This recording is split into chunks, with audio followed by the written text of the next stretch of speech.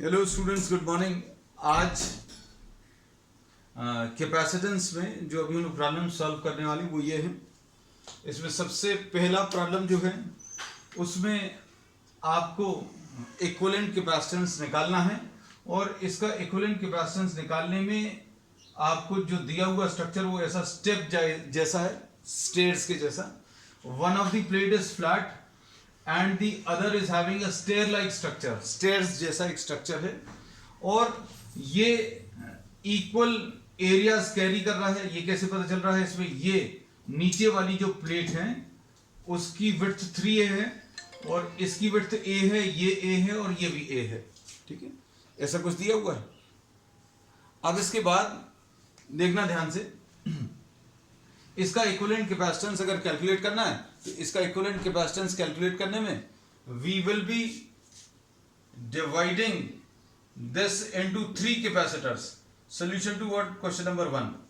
Question number 1 में आप इसको 3 कैपेसिटर्स के फॉर्म में डिवाइड कर सकते हैं। एक तो ये वाला हो गया, और एक इसके जस्ट बाजू में ये वाला, और एक और ये तीसरा।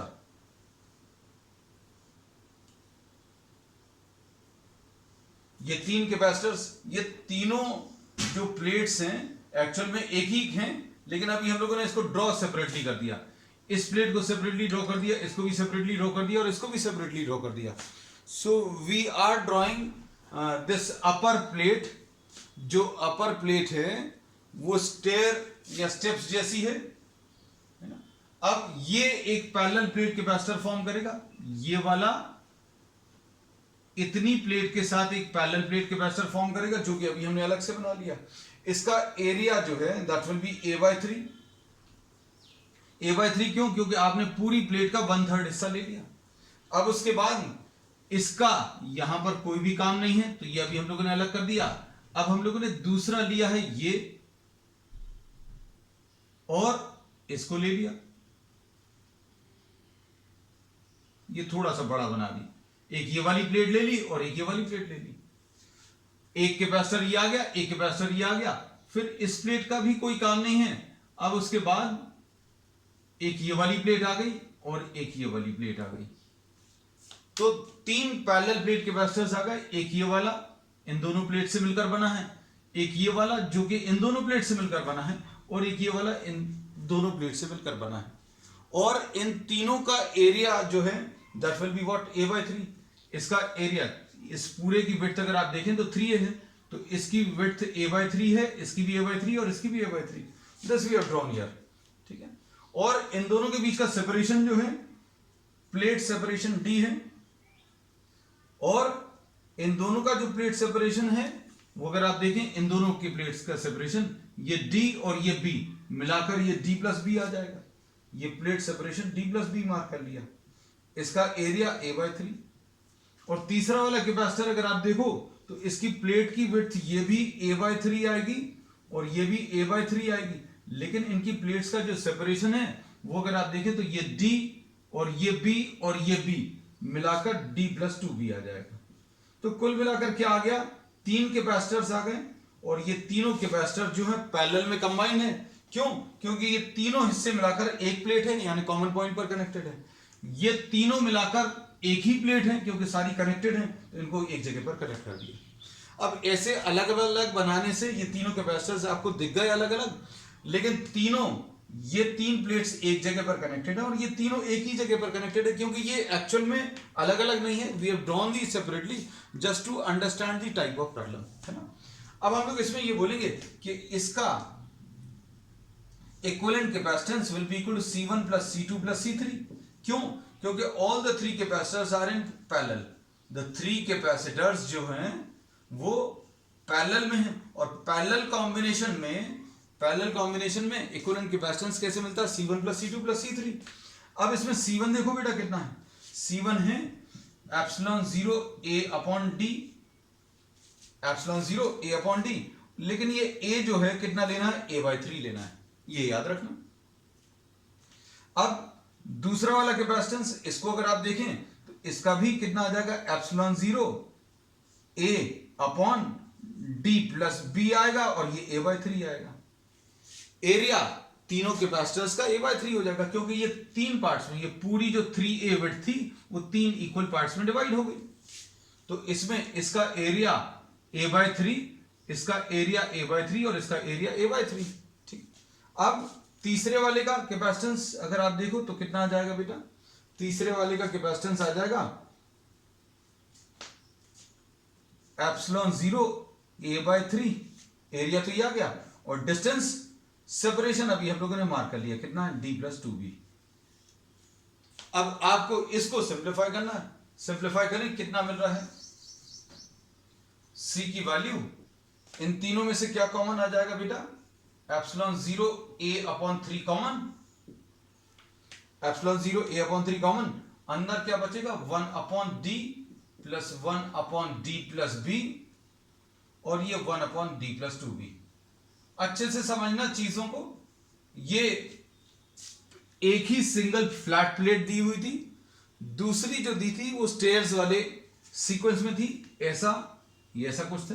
तो अभी हम लोगों ने बोला इसको 3 कैपेसिटर्स में डिवाइड कर लिया, एक ये ले लिया, फिर एक कैपेसिटर ये ले लिया और एक कैपेसिटर ये ले लिया, और तीनों प्लेट्स चूंकि एक ही हैं इसलिए एक जगह पर कनेक्ट कर दिया, और ये भी पूरी एक सिंगल प्लेट है इसलिए इन तीनों को बनाया अलग लेकिन एक ही जगह पर कनेक्ट कर दी, क्योंकि एक्चुअल में ये एक ही प्लेट है।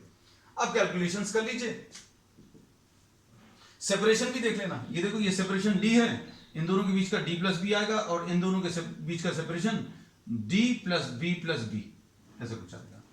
और वैल्यूज अगर आप रखें तो एप्सिलॉन 0 a बाय 3 और डी, एप्सिलॉन 0 a बाय 3 और सेपरेशन डी प्लस बी, और फिर एप्सिलॉन 0 a बाय 3 और separation D plus 2b। Values रखी, सिंप्लीफाई करने पर ये एप्सिलॉन 0 a बाय 3 मिलेगा, और इधर पर एलसीएम कितना आ जाएगा बेटा? हम इसको रब कर दे रहे हैं क्योंकि हमें स्पेस भी यूटिलाइज करनी है। कितना आ जाएगा?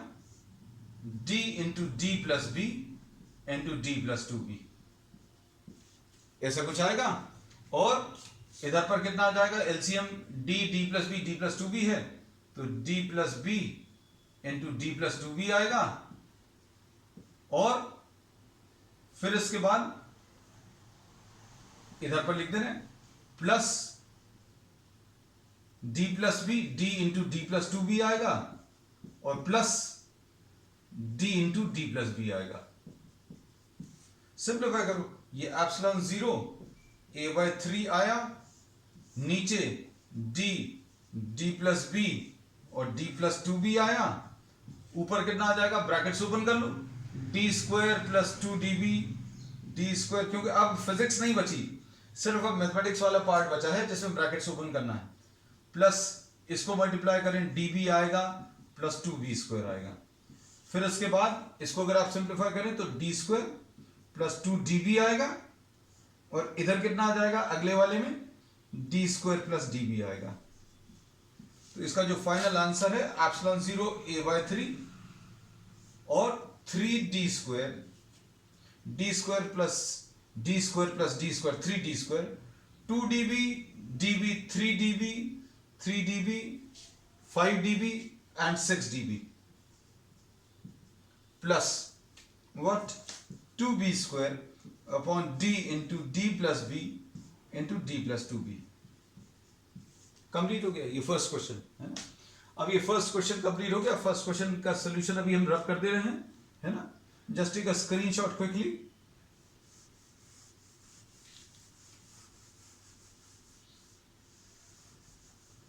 अब इसके बाद ये क्वेश्चन नंबर 4 देख लें पहले, क्योंकि इसको फिर अभी हम रब कर देंगे, है ना। अब इसमें देखो, इसमें इक्वल पोटेंशियल्स का कॉन्सेप्ट यूज होगा। इक्वल पोटेंशियल का कॉन्सेप्ट मतलब अभी हम लोग इसमें ये बोलेंगे कि ये बी पॉइंट है, तो इस पॉइंट को भी बी नाम दे सकते हैं। इसका और इसका पोटेंशियल सेम होगा, क्योंकि दो पॉइंट्स अगर हैं और उन दो पॉइंट्स के बीच में कोई भी सर्किट एलिमेंट कनेक्टेड नहीं है, मतलब ना तो इन दोनों के बीच में कोई कैपेसिटेंस है ना बैटरी, तो मतलब इसका और इसका पोटेंशियल सेम होगा। अब ऐसे ही इधर और इधर का पोटेंशियल भी सेम होगा। क्यों? क्योंकि इन दोनों के बीच में ना तो कोई बैटरी है, इन दोनों के बीच में ना तो कोई बैटरी है ना कोई कैपेसिटेंस है। मतलब इसका और इसका पोटेंशियल सेम होगा, इसलिए इसको बी मार्क कर दिया। ऐसे ही अभी हम लोगों ने इसको भी बी मार्क कर दिया, और ऐसे ही अभी हम लोग इसको भी बी मार्क कर दे रहे हैं, और इस अंदर वाले पॉइंट को ओ मार्क कर दे रहे हैं। अब देखो डायग्राम अगर ड्रॉ करना, सी ए बी निकालना है, तो आपने ये ए ले लिया, ये बी ले लिया, और बीच में कहीं पर पॉइंट ओ है। अब देखना अच्छे से, ए और ओ के बीच में, ए और ओ के बीच में केवल एक ही कैपेसिटेंस है, ए और ओ के बीच में। ये वाला बना लिया ए और ओ के बीच में, जो बना लिया उसको हम काट दे रहे हैं ताकि कंफ्यूजन नहीं हो, है ना। ए और ओ के बीच में एक कैपेसिटेंस है जो कि अभी हमने ड्रॉ कर लिया, सी। अब ओ और बी के बीच में ये वाला कैपेसिटेंस देखो, ओ और बी के बीच में है, इसको अलग कर दे रहा है, ओ और बी के बीच में ये सी बना लिया। फिर इसके बाद ये वाला कैपेसिटेंस, ये भी ओ और बी के बीच में, इसको भी बना लो। फिर उसके बाद इस वाले को देखो, तो ये भी ओ और बी के बीच में, तो तीसरा। तो देखने में ये थोड़ा सा कॉम्प्लिकेटेड दिख रहा था, लेकिन ये है बहुत सिंपल प्रॉब्लम। अब ये तीन कैपेसिटर्स जो है पैरेलल में आ गए, और ये एक सीरीज में, तो ये सी आ गया, और इसका आंसर कितना बेटा, इसका आंसर 3C आ जाएगा। ये सी है और ये 3C है। इतना सिंपल है ये प्रॉब्लम। अब इसके बाद हम लोग क्या बोलेंगे बेटा, अब इसको अच्छे से देखना। इसमें अभी हम लोग ये दो कैपेसिटर्स जो हैं सीरीज कॉम्बिनेशन में, और सीरीज कॉम्बिनेशन में इक्विवेलेंट कैपेसिटेंस कितना होता है, C1 into C2। C equivalent का formula C1 into C2 upon C1 plus C2, ऐसा कुछ आता है। तो इसका आंसर कितना आ जाएगा, C into 3C upon C plus 3C, है ना। तो ये आ जाएगा 3C स्क्वायर अपॉन 4C, यानी एक C घट जाएगा, तो इसका आंसर कितना आ जाएगा, 3C/4। बस फिनिश, इतना ही सा। ठीक। अब इसके बाद नेक्स्ट प्रॉब्लम, ये क्वेश्चन नंबर 4 तो अभी हमने पहले इसलिए कर दिया so that we get the space है। सबसे पहले हमें लग रहा है यही कर देना था। अब क्वेश्चन नंबर 4 हो गया।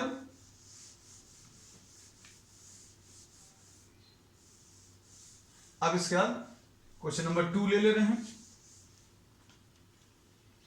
क्वेश्चन नंबर 2 को देखो बेटा, क्वेश्चन नंबर 2 को अभी हम यहीं पर सॉल्व कर दे रहे हैं। यही जो इक्विवेलेंट कैपेसिटेंस का जो कॉन्सेप्ट, जो इक्वल पोटेंशियल्स का जो कॉन्सेप्ट है, उनको अगर अभी हम लोग इस्तेमाल करें तो इसको ए नाम दे सकते हैं। इसमें सबके कैपेसिटेंस जो है सी है, ये मार्क कर लेना। ये अभी हमने प्रॉब्लम में मार्क नहीं किया था, है ना, ये छूट गया है। अब देखो ये अगर ए है, ए क्यों है, क्योंकि इन दोनों के बीच में ना तो कोई कैपेसिटेंस लगा है ना कोई सेल लगा है ना। तो इन दोनों के बीच में कोई कैपेसिटेंस नहीं है, कोई सोर्स ऑफ ईएमएफ नहीं है, तो ये ए रहेगा। ऐसे ये भी पॉइंट ए रहेगा, ऐसे ये भी पॉइंट ए रहेगा, और ये ए आ गया। देख लो अच्छे से। अब इसके बाद इसको अगर आप देखो तो ये पॉइंट बी है, ये भी पॉइंट बी है, और ये भी पॉइंट बी है, और ये भी पॉइंट बी है। ठीक। अब ए और बी पॉइंट से मार्क हो गए, अच्छे देखना बेटा। अब तीसरा एक और पॉइंट का नाम लेना, तो सी नहीं लिख रहा क्योंकि सी ऑलरेडी एक प्रॉब्लम में है ना। तो अब सपोज इसको पी लिख दिया। अगर ये पी है तो ये पॉइंट भी पी होगा, क्योंकि इनके बीच में ना तो कोई सेल है ना कोई कैपेसिटेंस है, तो इनके पोटेंशियल्स बराबर होंगे। ऐसे ही इन दोनों पॉइंट्स के भी पोटेंशियल बराबर होंगे, क्योंकि ना तो इन दोनों के बीच में कोई सेल है ना कोई कैपेसिटेंस है।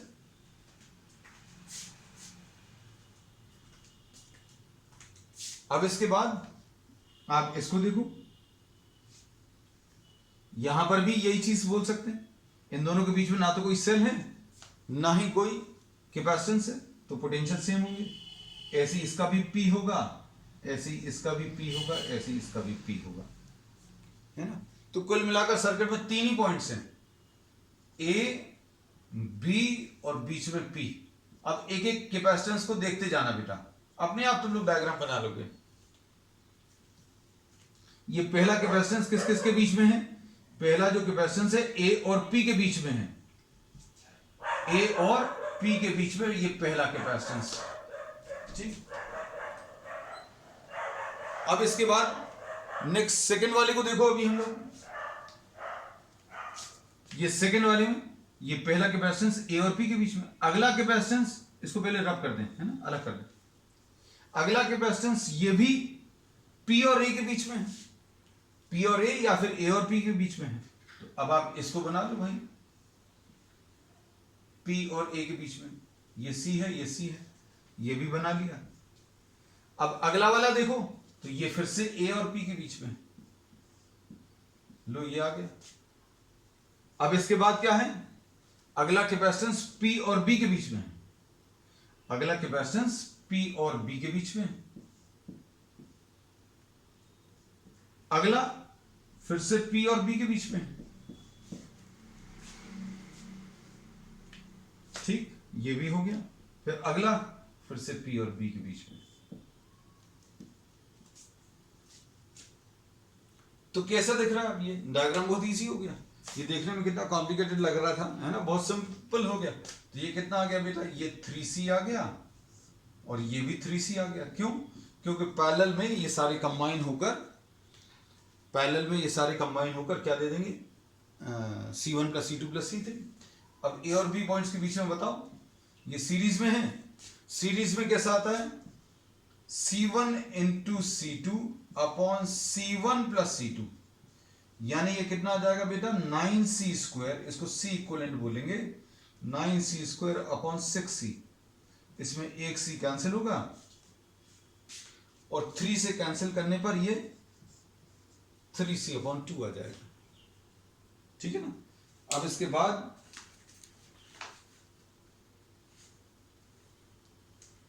नेक्स्ट प्रॉब्लम देख लो बेटा इसका।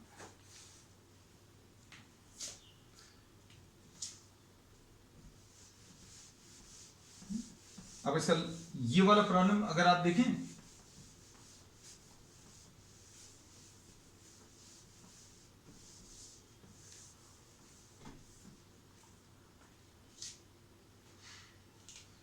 इसमें अभी हम लोग क्या बोलेंगे, इस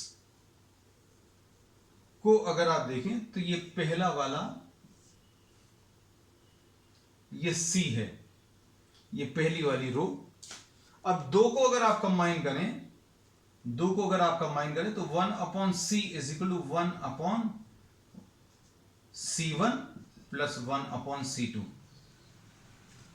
सीरीज में अब हम लोग ये वाला क्यों यूज कर रहे हैं, क्योंकि 2 हैं, फिर 4 हैं, फिर 8 हैं, है ना। तो अब हम लोग इसमें ये बोलते हैं कि 1/C इक्विवेलेंट दूसरी रो के लिए ये कितना आ जाएगा बेटा, 1/C1 + 1/C2, यानी ये 2/C आएगा और इसको C इक्विवेलेंट की वैल्यू C/2, है ना। तो इन दोनों को हटाकर अभी हमने कितना लगा लिया, ये C/2 आ गया। तीसरी वाली रो को देखो, ये अब अच्छे से देखना, हम इसी में कर देंगे। थर्ड रो,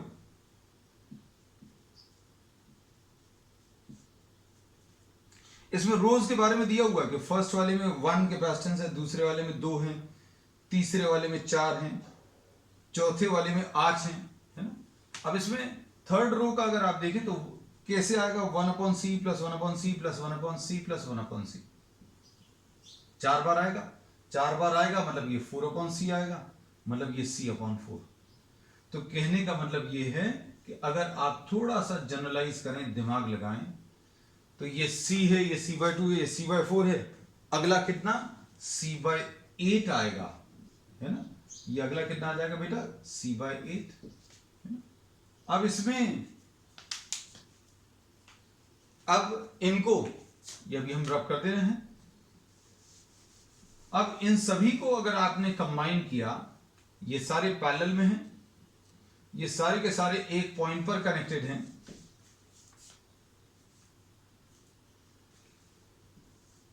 ये सारे एक पॉइंट पर कनेक्टेड हैं, ऐसे और ऐसे बहुत सारे हैं।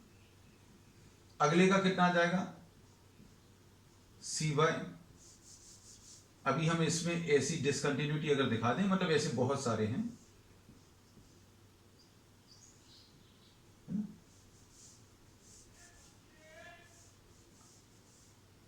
तो ये A और B पॉइंट है। अब ऐसे अगर इनफाइनाइट है अप टू इन्फिनिटी, आखिरी वाला बना नहीं सकते ना, क्योंकि आखिरी वाले की वैल्यू क्या होगी ये भी हम लोग कैलकुलेट करना पड़ेगा, है ना। और इनफैक्ट वो कंबाइन होकर 0 आ जाएगी, लेकिन अभी हम लोग कह रहे हैं इसमें कंफ्यूजन नहीं रखे हैं, तो we are not drawing that part. तो इसमें सी ए बी जो है ये कितना आ जाएगा बेटा, ये आ जाएगा सी प्लस सी बाय 2 प्लस सी बाय 4 प्लस सी बाय 8, और प्रॉब्लम में C की वैल्यू 1 माइक्रोफैराड दिया हुआ है, C is equal to 1 microfarad, ऐसा कुछ दिया है। तो इसमें C की वैल्यू 1 अगर रख लें तो 1 plus 1 by 2 plus 1 by 4 plus 1 by 8 and so on, ऐसे कुछ टर्म्स आएंगे। और ये जो है इसके कितने ऐसे टर्म्स को ऐड करना है, ऐसे इनफाइनाइट टर्म्स को ऐड करना, तो यहां पर एक थोड़ी सी दिक्कत जाती है बायो स्टूडेंट्स को, बट इतना ये लोग एक्सपेक्ट करते हैं कॉम्पिटिटिव एग्जाम्स में कि आपको ये चीज बननी चाहिए, है ना। तो अब इसमें सिंपल ट्रिक बायो स्टूडेंट्स के लिए ये है कि इसमें 3-4 ऑप्शंस दिए रहेंगे, जैसे suppose for example first option इसका 2 माइक्रोफैराड है, फिर सपोज इसका ये 4 माइक्रोफैराड्स है, ऐसा कुछ है। तो अभी हम लोग इसमें ये बोलते हैं कि इसका एक सिंपल सा फॉर्मूला है, वो फॉर्मूला क्या है, तो उसके लिए सबसे पहले अभी हम लोग ये समझें ये सीरीज मिली कैसी है। आपने इसमें 1/2 का मल्टीप्लिकेशन किया तो ये आ गया, 1/2 का मल्टीप्लिकेशन करेंगे तो ये आ जाएगा 1/4, 1/2 का मल्टीप्लिकेशन करेंगे तो 1/8, अगला टर्म 1/2 का मल्टीप्लिकेशन करके, है ना। तो अब इसमें अभी हम लोग ये कहते हैं कि ये जो टर्म अभी हम लोग मल्टीप्लाई कर रहे हैं सारे टर्म्स में, इसको अभी हम लोग r बोलते हैं। तो ये जो टर्म मल्टीप्लाई हो रहा है वो कितना है, 1/2 है। अब r की वैल्यू अगर 1/2 है तो इन सारे ऐसे टर्म्स का एडिशन अगर आपको निकालना है तो कैसे है formula, first term upon 1 minus r, ये है फॉर्मूला सभी का एडिशन का। अगर आपको इन सबको अगर आपको ऐड करना है तो इसका फॉर्मूला क्या है, पहला वाला टर्म इस सीरीज का क्या है वो लिख लो, ऊपर वो लिख लिया, अपॉन नीचे 1 माइनस r 1 माइनस 1/2, तो ये आ जाएगा 1 अपॉन 1/2 यानी 2 आ जाएगा। अब what happens if you don't remember this formula, bio students के लिए, ये बाकी मैथ्स वालों को तो मालूम है ये इनफाइनाइट जीपी है। If you don't remember the formula तो आप 3-4-5 टर्म्स का सम करोगे तो आपको पता चल जाएगा। 3-4-5 टर्म्स का सम मतलब ये 1 है, ये 0.5 है, अगला 0.25 है, अगला 0.125 है, अगला अगर आप देखें तो 0.0625 है, और अगर आप अगला देखोगे तो और छोटा होता जाएगा। तो ये 3-4 टर्म्स को अगर आप ऐड करोगे, 3-4 टर्म्स को ऐड करने पर आंसर आपका 2 से कम ही आएगा। 6 ले लो, आपको तसल्ली करनी है, 6 ले लो, 7 ले लो, 8 ले लो, जितने टर्म्स आप लोगे आंसर इसका 2 से कम ही आएगा। और ऐसे इनफाइनाइट टर्म्स को अगर आप ऐड करोगे you will be getting what, the value 2। ठीक है, अब आज का लास्ट प्रॉब्लम और ले रहे हैं एक और, since we are left with some time. तो इसका आंसर कितना आ गया बेटा, 2 माइक्रोफैराड्स। अब इसमें नेक्स्ट है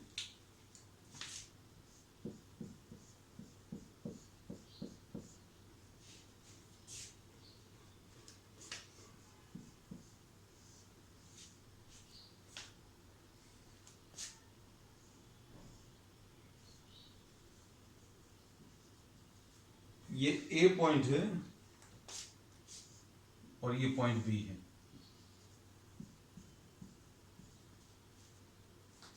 इनको कंबाइन करना है। अब देखो फिर से वही कॉन्सेप्ट यूज करें, इसको ए लिख दिया क्योंकि कुछ नहीं है बीच में, इधर ए लिख दिया क्योंकि कुछ नहीं है बीच में, इधर ए लिख दिया, इधर ए लिख दिया। अब उसके बाद इसको बी लिख दिया, ये भी बी लिख दिया, बस खत्म हो गया। अब ए और बी के बीच में, ए और बी के बीच में ये 3 दिख रहे हैं, 1 2 और 1 3, ये तीनों बना दिए। फिर ए और बी के बीच में एक और दिख रहा है अलग से, ए और बी के बीच में, ए और बी के बीच में 3 दिख रहे हैं, फिर ए और बी के बीच में अलग से एक और दिख रहा है। तो मतलब ये क्या आ जाएगा, इसका आंसर निकाल लो, सीरीज में है, फिर इसका जो भी आंसर आएगा वो पैरेलल में आएगा। ये कितना आएगा बेटा, इसका c/3 आएगा, इनको कंबाइन करने पर इसका आंसर c आएगा, और फिर ये दो पैरेलल में आ जाएंगे तो c + c/3 यानी 4c/3 इसका आंसर आएगा। ठीक है, चलिए दैट्स ऑल फॉर टुडे।